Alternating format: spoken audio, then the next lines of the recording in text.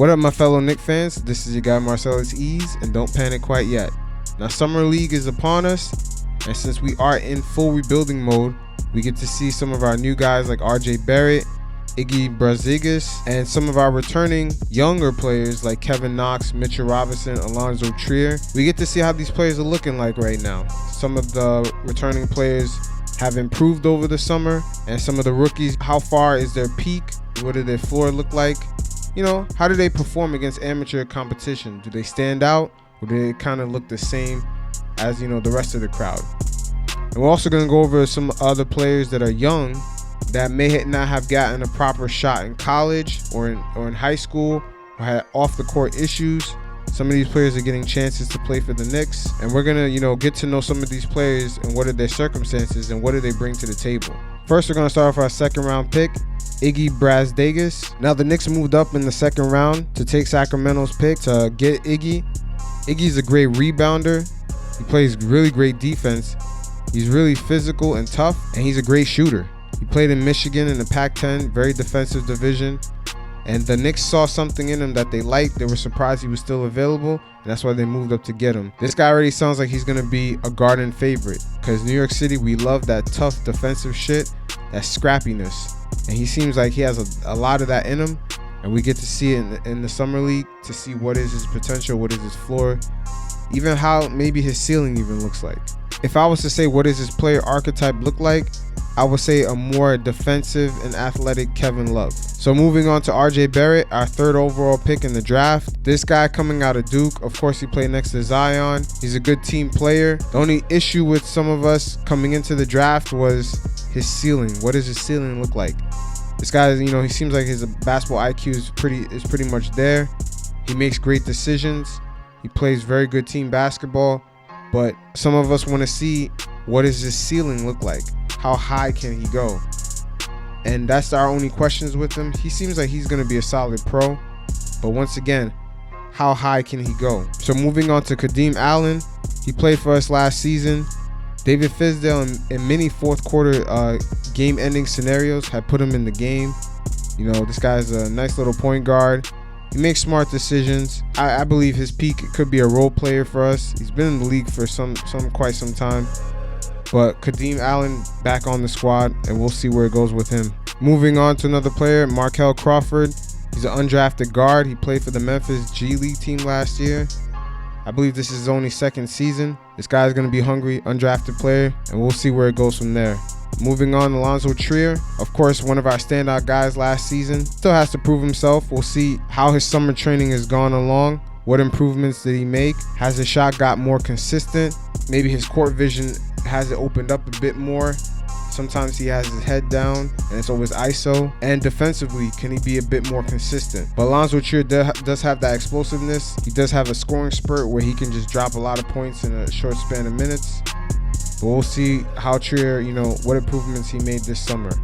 Moving on to the next player, Kenny Smith. He's an undrafted 26-year-old G League player. He's been in the G League for 3 years, and he's played, his rookie year overseas. This guy is pretty fast. He's known for his speed, but we'll see where it goes with Kenny Smith. Maybe he can get a nice little role player position on the Knicks. And like I said, it's Summer League. There's going to be a lot of undrafted guys, so it's nothing crazy to be excited about. But some of these guys, you never know. Just like Alonzo Trier, something could happen off the court, or issues with with their school or with family that kind of blocked them from getting drafted or provided distraction, and now their mind is clear and they're focused on the task ahead. So you never know what any one of these guys can do, because there's been guys like Jimmy Butler that are in the league that's killing right now, and he was overlooked. So continuing on, I'm going to go to Lamar Peters. Speaking of undrafted, out of Mississippi State. In college, he averaged about 10 points, 4 assists. A couple of his teammates also went undrafted, and they're playing for NBA teams. But hopefully the Knicks can get something out of this guy. He has something to prove. Moving on, Amir Hilton. This guy went undrafted in the 2019 draft, and he was on the Knicks radar. And they signed him to an exhibition 10-day contract that same night. So who knows? Maybe he has something to prove. He even tweeted he just needed a shot. And we'll see what happens here with him. Now we also have Zach Irving, a 2017 undrafted player. He played in Italy. He played with the Westchester Knicks in 2018. He played in Dominican Republic. He played on the Mexican team, and now he's back with the Knicks. All in 2018, he played in all these different leagues, and then he's right back in with the Knicks. So this guy is trying to get it in. He's chasing his dream. Can't hate on that. We'll see, if his grind is going to produce any fruits. Next player up is Tyler Calvina. He played for George Washington. He's also played for the Atlanta Hawks, the Utah Jazz, and their G League. He's even played on their teams. He started a couple NBA games. He's earned two-way contracts, like I said, on both teams. And he's played over 50 NBA games. So, this guy's he's in and out the league. He's still fighting for his dream. Another guy with something to prove. Next player up is VJ King. And he signed an undrafted free agent deal with the Knicks. And, in his last year at Louisville, he kind of underperformed. So this is another player with something to prove. Our next player up is Kevin Knox.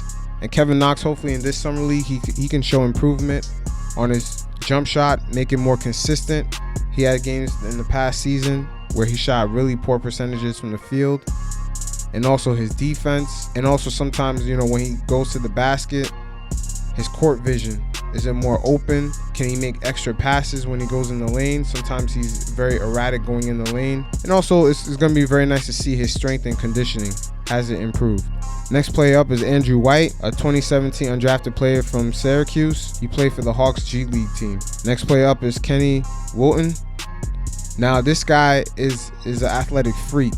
He can jump through the ceiling. He was a Pac-12 first team all-defensive player 2 seasons. He averaged 2.2 blocks a game, and he finished 3rd in career blocks at Oregon. We'll see what happens with this guy. I'm very curious to see how he's going to look like next to Mitchell Robinson. The Knicks, right now we have a lot of open space for centers to be on the team, because right now we just have a plethora of forwards. Next player up is Henry Ellington. He's a 2016 18th overall pick by Detroit. The Knicks actually picked him up this past winter, signing him to a 10-day contract, and right now I believe he has a standard contract, but we'll see what happens with him. And last but not least, Mitchell Robinson. Man, hopefully we get to see Mitchell Robinson's strength, his conditioning, his defensive skills set without getting into foul trouble. Hopefully he dominates these younger players in the summer league to show his growth and that he's on a different level. I mean, Mitchell Robinson is basically DeAndre Jordan in the making, but he could be better than him. Because DeAndre Jordan, it took him like 7 years to become that double-double guy. Mitchell Robinson looked like he can do that in year 1. And this is a guy who came almost straight out of high school. In college, he had issues. He never really played any college ball. And then he went straight into the NBA, competing with pros. And, especially at the end of last season, he showed a maturation point. It started to occur, and he got more minutes at the end of the season. And we've seen games where he had, 20 rebounds. So this is pretty much the squad for the summer league. Going game by game, we'll see if the younger players improve, get used to the more professional competition versus the amateur competition some of these guys were used to. And also the guys returning, how they improved over the summer going into year 2, especially now that we're going to have less pressure on these younger guys because the Knicks are going to have a bit more talent. As they got players like Bobby Portis, Julius Randle, Reggie Bullock, Wayne Ellington. They got players that can either take off defensive loads or take off offensive loads. So we'll see what happens. You guys let me know what you think. You guys stay safe. Peace.